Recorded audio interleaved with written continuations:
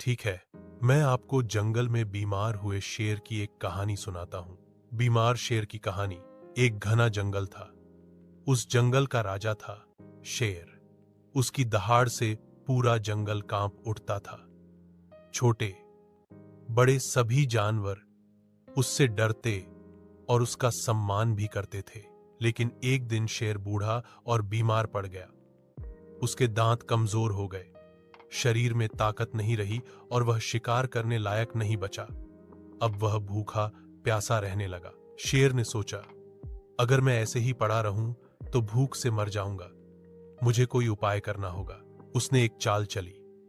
वह अपनी गुफा में लेट गया और सबको खबर फैलाई कि राजा शेर बहुत बीमार है।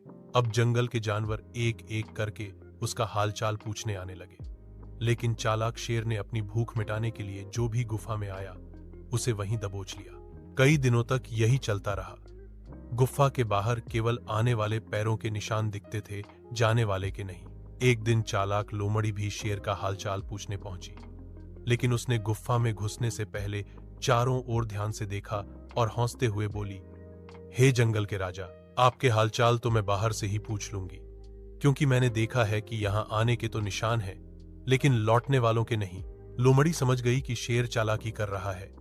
शेर भूखा ही रह गया और उसकी चालाकी पकड़ी गई। सीख बुद्धिमानी और सावधानी से सोचना सबसे बड़ी ताकत है।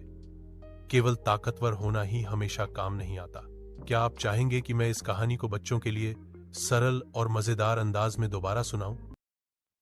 ठीक है, मैं आपको जंगल में बीमार हुए शेर की एक कहानी सुनाता हूं। बीमार शेर की कहानी। एक घना जंगल था। उस जंगल का राजा था शेर। उसकी दहाड़ से पूरा जंगल कांप उठता था। छोटे बड़े सभी जानवर उससे डरते और उसका सम्मान भी करते थे। लेकिन एक दिन शेर बूढ़ा और बीमार पड़ गया। उसके दांत कमजोर हो गए, शरीर में ताकत नहीं रही और वह शिकार करने लायक नहीं बचा। अब वह भूखा प्यासा रहने लगा। शेर ने सोचा, अगर मैं ऐसे ही पड़ा रहूं तो भूख से मर जाऊंगा। मुझे कोई उपाय करना होगा। उसने एक चाल चली। वह अपनी गुफा में लेट गया और सबको खबर फैलाई कि राजा शेर बहुत बीमार है। अब जंगल के जानवर एक एक करके उसका हालचाल पूछने आने लगे। लेकिन चालाक शेर ने अपनी भूख मिटाने के लिए जो भी गुफा में आया उसे वहीं दबोच लिया। कई दिनों तक यही चलता रहा। गुफा के बाहर केवल आने वाले पैरों के निशान दिखते थे, जाने वाले के नहीं। एक दिन चालाक लोमड़ी भी शेर का हालचाल पूछने पहुंची। लेकिन उसने